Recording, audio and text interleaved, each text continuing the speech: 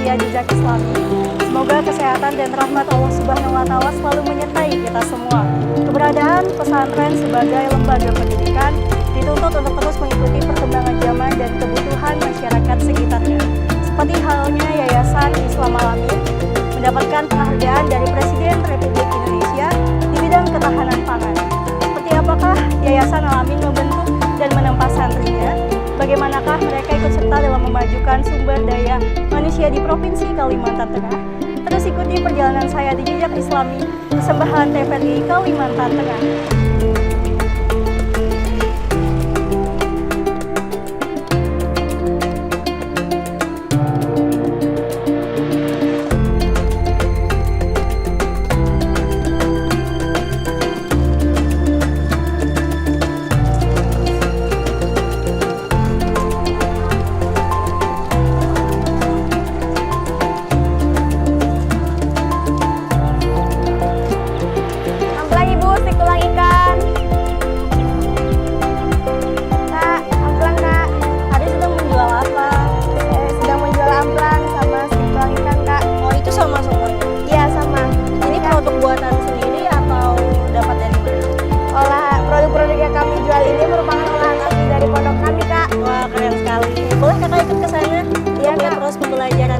Boleh, tapi nunggu dagangan saya habis dulu ya Kak. Oke, baik.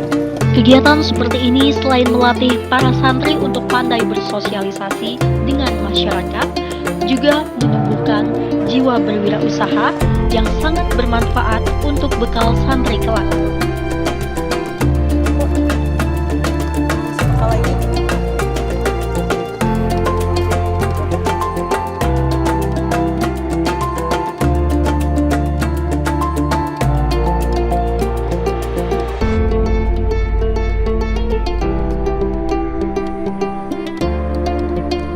Kak, pondok pesantren saya dan saya belajar juga di sini. Baik pemirsa, kita sekarang sudah berada di Pondok Pesantren Al-Amin di Jalan dan Desa apa, Nesa? Di Desa Anjir Palambang, Jalan Pemuda kilometer 20, Kecamatan Pulau Petak. Dan kali ini kita akan mengikuti bagaimana dan seperti apa kegiatan di Pondok Pesantren Al-Amin. Dan uniknya di sini tidak hanya para santrinya diwajibkan untuk mengikuti kegiatan pendidikan saja, tapi juga mengikuti ekstrakurikuler khususnya di bidang pangan. Seperti apa kegiatannya? Terus ikuti perjalanan saya di Jejak Islami Persembahan TVRI Kalimantan Tengah. Yunesa. Ya Kak. Jadi ketika kita mengucapkan Allahumma anta rabbi, ya Allah engkau adalah Tuhanku, kita mengakui Allah sebagai Tuhan kita. La ilaha illa anta. Kemudian kita katakan tidak ada Tuhan yang hak dan benar untuk disembah kecuali Engkau. Anak-anak semua, apakah kalian tahu apa itu Tuhan? Tuhan adalah segala yang disembah manusia. Ketika manusia menyembah api, maka api menjadi Tuhan. Kami datang saat sedang berlangsung pengajian yang dilaksanakan kepala pondok bersama semua santri dari berbagai jenjang pendidikan. Santri di Pondok Pesantren Al-Amin Kapuas selalu disibukkan dengan berbagai kegiatan pembelajaran, baik pembelajaran ilmu pesantren maupun sekolah umum. Sehingga hampir tidak ada waktu santri yang terbuang sia-sia selain belajar, dan belajar.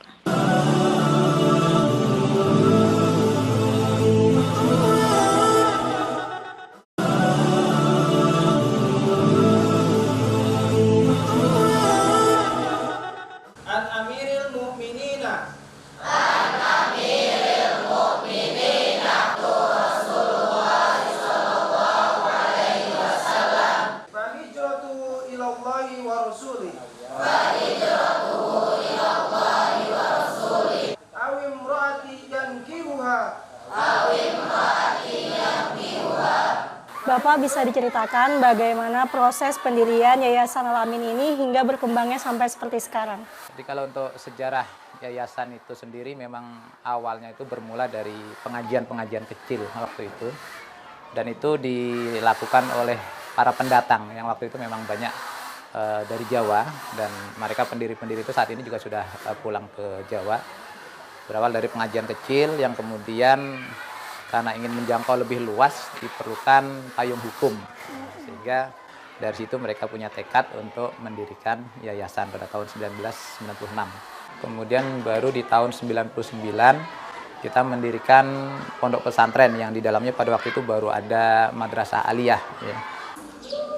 Yang artinya sebagai, lalu ditambahkan di sini ada beberapa contoh. Kalian bisa lihat comfortable itu berapa sih level? Comfortable. Kita akan mempelajari tentang comparison degree. Ada yang masih ingat comparison degree itu dibagi menjadi berapa? Kemudian di tahun 2003 kita kemudian mendirikan TKIT Al-Amin yang waktu itu kita masih belum punya gedung, masih kita pinjam gedung pada waktu itu.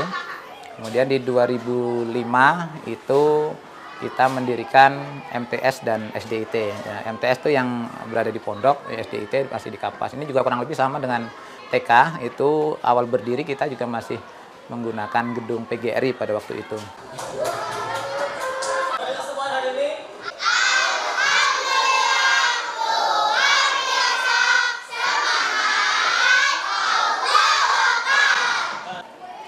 Kemudian di tahun 2014 kita mendirikan SMP IT dan SMK Al-Amin. Alhamdulillah dari lembaga yang kita dirikan ini sudah terakreditasi semua ya, walaupun masih belum maksimal. Jadi saya lihat nih Pak, kemarin bahwa guru-gurunya ini terlihat muda-muda Pak. Itu bisa diceritakan atau apa motivasinya? Oh iya, ya memang di aturan kita itu syarat jadi guru itu ada ketentuannya. Kalau untuk TK dan SD itu ketika melamar jadi guru itu usia nggak lebih dari 30 tahun. Jadi boleh dikatakan ya mereka tuh yang daftar itu sebagian besar malah baru lulus gitu ya. Jadi kalaupun ada yang sudah sepuh atau sudah usia tua itu mereka tuh para senior yang memang sudah sejak awal di sini. Dan memang kalau syarat pegawai di sini memang kita cari yang muda, ya tentu dengan kelebihan dan kekurangan ya. Yang muda ini kan kita lebih energik biasanya gitu, bisa lebih gesit kalau kita ajak untuk bergerak lebih cepat gitu, seperti itu. Apa yang membedakan lembaga pendidikan Islam Al-Amin ini dengan lembaga pendidikan Islam lainnya di luar sana Pak? Mungkin ini menjadi kekhasan kami di sekolah kami ini. Islam terpadu ini maksudnya adalah mengintegrasikan seluruh pembelajaran itu yang harus terintegrasi dengan nilai-nilai keislaman. Jadi kalau di sini kita tidak mengenal istilah pelajaran umum atau pelajaran agama. Kita menganggapnya semua adalah pelajaran agama. Misal kita belajar IPA, IPA itu kan juga tentang agama di dalamnya. Jadi sebisa mungkin semua guru itu mengaitkan pembelajaran itu dengan nilai-nilai keislaman, diajarkan apa dalilnya, apa ayatnya yang menjelaskan tentang pelajaran ini dan lain sebagainya. Nah itu yang menjadi kekhasan kami, juga ditopang oleh gurunya. Misalnya siswa wajib menghafal, guru juga demikian. Siswa wajib ikut pengajian, guru juga demikian. Nah, ini yang mungkin menjadi kekhasan kami.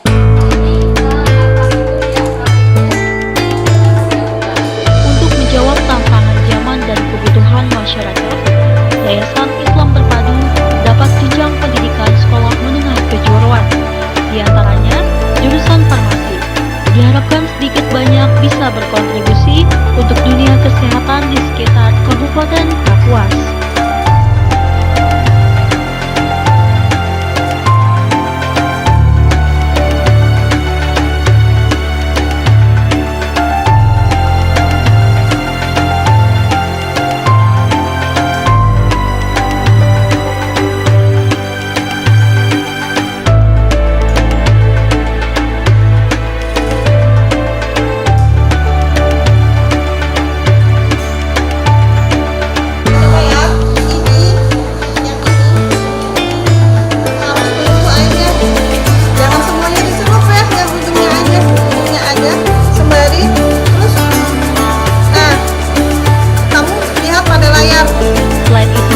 Juga terdapat jurusan perikanan air tawar. Diharapkan santri kelak bisa berkontribusi bagi masyarakat sekitar, di mana Kabupaten Kapuas memiliki wilayah perairan sungai yang luas dan panjang, sehingga sumber daya perikanannya sangat melimpah.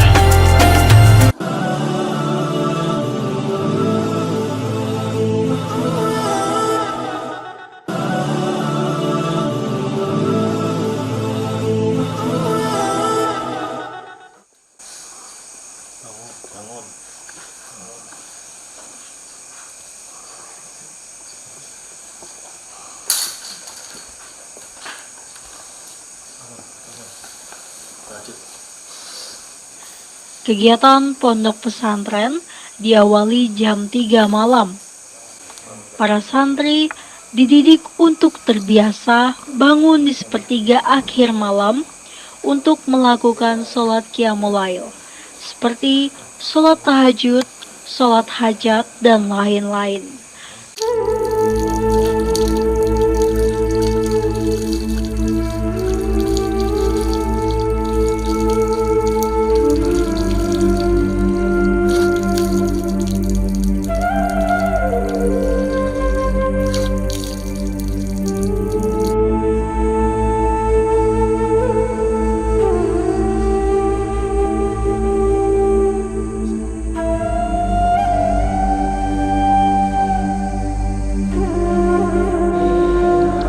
Sambil menunggu waktu subuh tiba, kegiatan santri diisi dengan kegiatan zikir pagi dan petang, dipimpin salah seorang ustadz.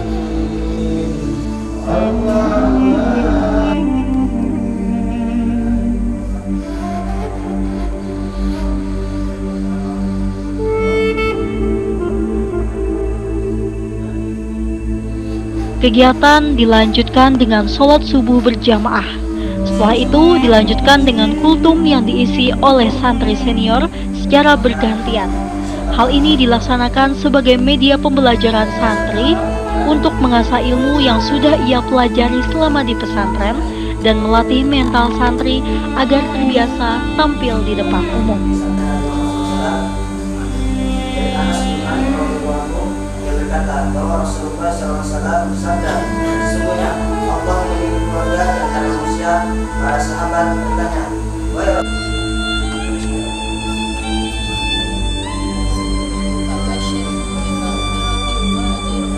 Kegiatan dilanjutkan dengan kelas madrasah dengan materi kelas tahfiz.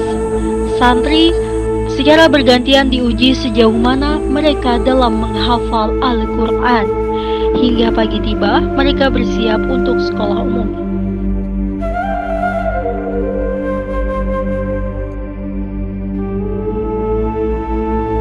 Apakah santri dan santriwati di sini itu memiliki target hafalan atau bagaimana Ustadz, bisa dijelaskan? Al-Quran ini memang menjadi program unggulan kami ya. Pertama, setidaknya semua santri itu harus bisa baca Quran dengan baik dan benar. Nah, untuk hafalan, kami mentargetkan setiap santri itu setidaknya lulus di sini itu hafal juz amma. Karena kita tidak bisa mentargetkan untuk hafalan karena kemampuan santri itu kan berbeda-beda ya.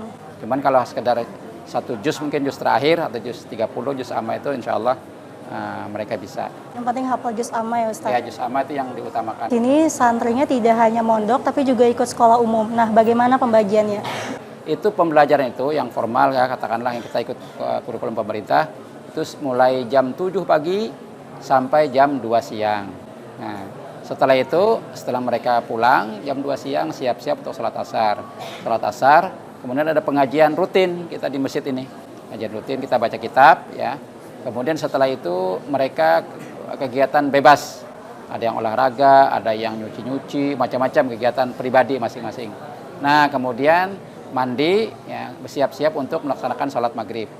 Sholat maghrib, setelah sholat maghrib makan malam, setelah makan malam mereka kemudian sholat isya. Habis sholat isya kita belajar lagi. Nah, belajar apa? Ya, sudah kita jadwalkan pelajaran pondok ya. Ada pelajaran fikih, pelajaran akidah, pelajaran akhlak dan lain sebagainya di kelas masing-masing. Itu kegiatan 24 jam di pondok pesantren ini.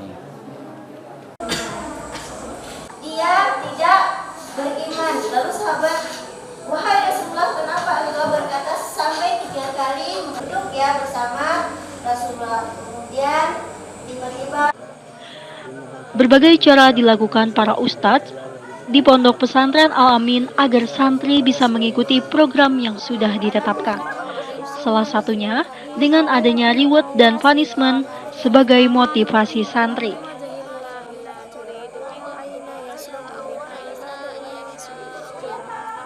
Siang sekolah, malam kegiatan mondok berarti Ya. Baik, untuk tenaga pengajarnya sendiri Ustadz, ini diambil dari mana saja? Tenaga pengajar itu sebagian besar adalah murid-murid kami juga ya. Jadi yang kami ini kan mulai tahun 1999 ya. Santri-santri awal itu mereka ada yang belajar di Jakarta, di Surabaya, melanjutkan ya di Jawa Barat gitu kan. Nah, mereka tuh kemudian kembali ke sini. Nah, mereka mengajar di sini. A'udzu billahi minasyaitonir rajim. Bismillahirrahmanirrahim. Amma yatasaalun 'anil naba'il 'azim Alladzi hum fihi mukhtalifun. Kalla saya'lamun. Tsumma kalla saya'lamun Alam naj'alil arda mihada wal jibala autada wa khalaqnakum azwaja wa ja'alna naumakum subata wa ja'alna al-laila libasa.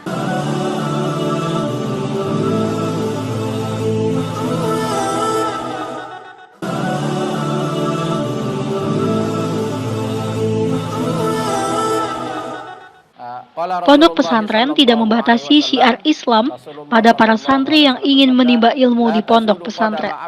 Di pondok juga terdapat pengajian yang diperuntukkan bagi orang tua wali murid dan masyarakat sekitar kawasan pondok. Seorang hamba pada hari kiamat nanti sebelum dia ditanya 4 perkara. Yang pertama, an umrihi fi ma'afnah. Yang kedua, wa an syababihi fi ma'ablah. Yang ketiga, wa an ilmihi madza amila bihi. Dan yang keempat, wa an malihi min ainak tasabahu wa fima anfaqahu.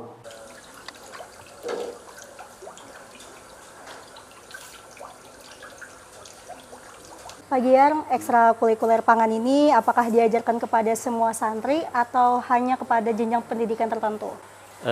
Ekstrakurikuler ini diberikan atau diajarkan kepada semua santri dari tingkat MTS, dari tingkat madrasah aliyah, dan juga dari tingkat SMK, terutama SMK Perikanan.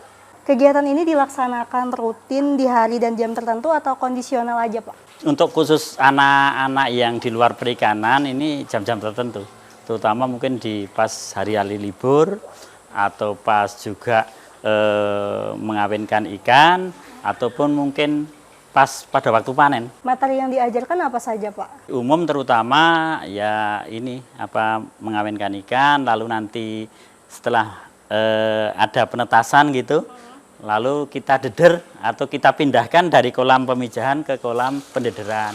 Nah, nanti santri yang lain mengubah lagi. Kalau sudah umur tertentu mungkin 1 bulan, 2 bulan, dia akan memindahkan ke kolam pembesaran. Di pasca panen ini kita ada semacam kegiatan lagi. Kegiatan pasca panen namanya. Yaitu kita membuat olahan ikan air tawar.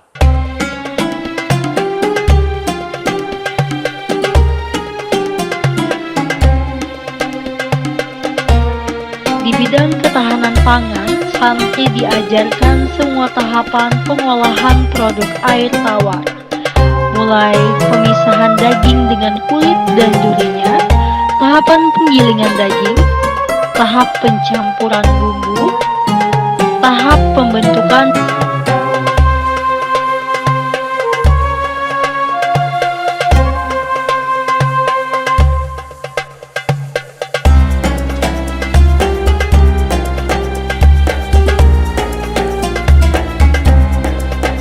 bahan yang harus direndam ke dalam minyak dingin selama 2 jam. Dilanjutkan tahap penggorengan.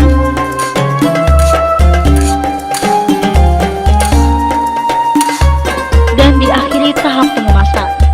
Semua tahapan santri diajarkan secara mendetail agar dipastikan mereka mampu berwirausaha sendiri saat lulus nantinya.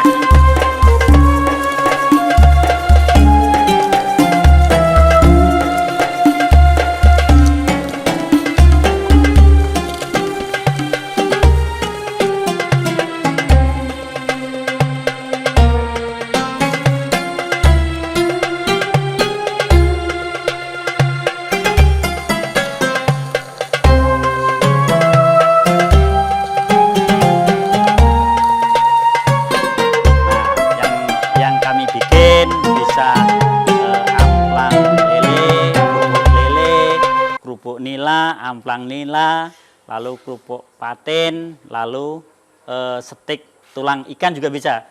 Produk-produk yang Bapak sebutkan tadi, hasil dari kegiatan ini apakah dijual keluar atau cukup digunakan di dalam sini saja, Pak? Kalau olahan ikan rata-rata kita jual keluar. Ya, jadi untuk konsumsi santri kita gunakan ikan-ikan segar, lalu kita untuk catering santri. Bapak, dari informasi yang saya dapat, dari kegiatan pangan ini, Pondok Pesantren Al-Amin telah mendapatkan penghargaan dari Presiden Republik Indonesia di bidang ketahanan pangan. Bisa dijelaskan, Pak? Pondok Pesantren Al-Amin pada tahun 2007 itu dinobatkan menjadi juara 1 ketahanan pangan tingkat nasional. Pada waktu itu Presiden SBY, kita diberikan juara nasional ketahanan pangan tingkat nasional juara 1.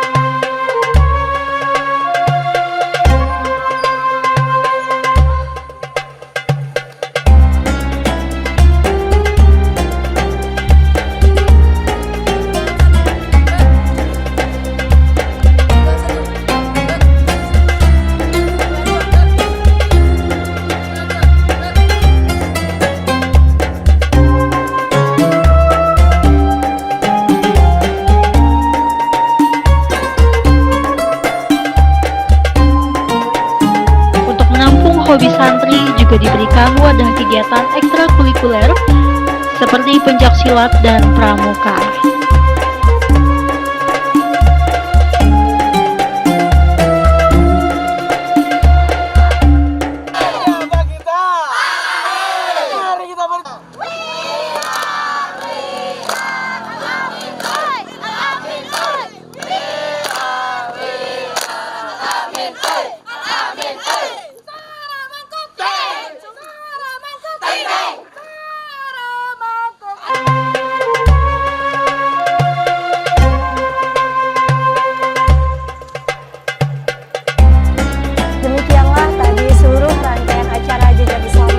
Kita sudah mengikuti kegiatan santri dari siang hari kemarin hingga pagi hari.